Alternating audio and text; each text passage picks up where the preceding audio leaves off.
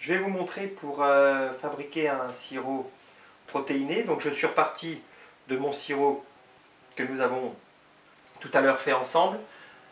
La petite astuce consiste, pour éviter les grumeaux, de délayer au préalable votre poudre de protéines dans un petit peu d'eau tiède et après l'incorporer dans votre sirop. Donc habituellement, quand on protéine un sirop, on travaille à 1 ou 2% de protéines. Donc je prends ma protéine que je délaye au préalable dans un petit peu d'eau tiède. C'est plus facile. C'est une poudre qui se dissout très facilement dans l'eau, donc ça ne pose pas de problème. Je l'incorpore à mon sirop et je mélange. Et encore une fois, très simplement, on réalise son sirop protéiné.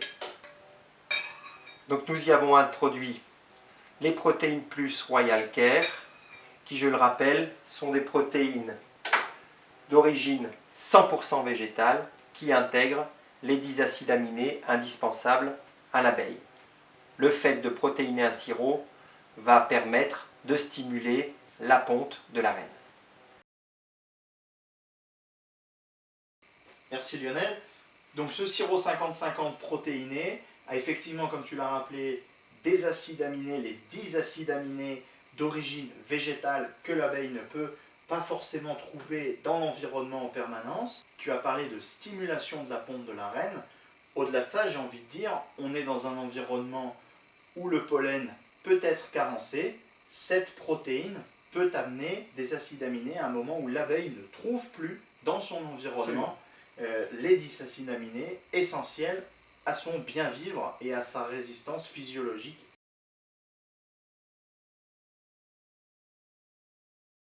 Afin de réaliser un candy protéiné, j'ai pesé mes 500 g de bifondant, auquel je rajoute donc 25 g de protéines plus, de façon à réaliser un candy protéiné à 5%. Je rajoute à la préparation 10% d'eau.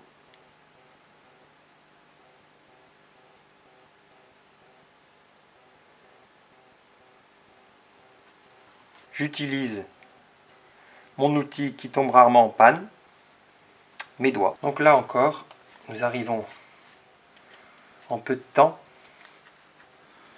à obtenir une pâte protéinée à 5% avec une très bonne consistance, un produit qui ne coule pas, ne colle pas et qui a la souplesse nécessaire